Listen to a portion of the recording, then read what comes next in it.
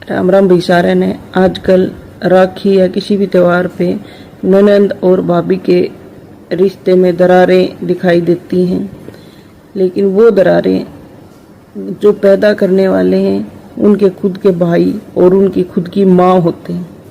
कोई भी भाई अपनी पत्नी के मुंह से अपनी बहन की और माँ की बुराई कैसे सुन सकता है, या वो अपनी पत्नी के सामने माँ और बहनों की बुराई करते हैं तब भी रिलेशन खराब होते हैं। ना इसमें किसी ननंद का दोष होता और ना ही किसी भाभी का होता। उस रिलेशन को खराब करने वाले वो भाई और माँ और एक सास ही होते हैं। वो उन रिश्तों को अच्छे से पकड़ के नहीं रख पाते और छोड़ देते हैं अपनी पत्नियों के ऊपर या बहुओं के ऊपर। वो रिलेशन उस भाई के साथ बहन का है, भाभी बाद में आई है।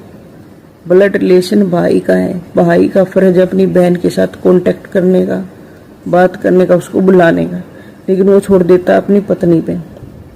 पत्नी को इतना नंदों से लगाव होता नहीं है, लेकिन कुछ समझदार होती है जो सिर्फ अपने फर्ज निभाने के लिए उनसे कांटेक्ट रखती है और धीरे धीरे उनमें फ्रेंडशिप हो भी जाती है। लेकिन किसी किसी के विचार आपस में नहीं मिलते तो उनके बीच में वो फ्रेंडशिप नहीं हो पाती और भाई भी अपनी बहनों से कांटेक्ट नहीं करते, जिससे रिलेशन टूटने लगते हैं और वो एक दूसरे पे तानाकसी के रूप में शुरू हो जाते हैं। तो अपने रिलेशन को खुद लड़कों को, घर की औरतों को संभालना चाहिए। ननंद और भाभी को इसमें दोष मत दो।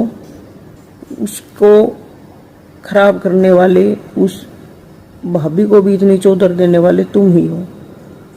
अपने रिलेशन को खुद संभालो। उनके भरोसे क्यों छोड़ रहे हो तुम? वही बुलाएंगी, तुम्हें बात ही मत करो। तुम आराम से सो, खाओ, पियो, रहो।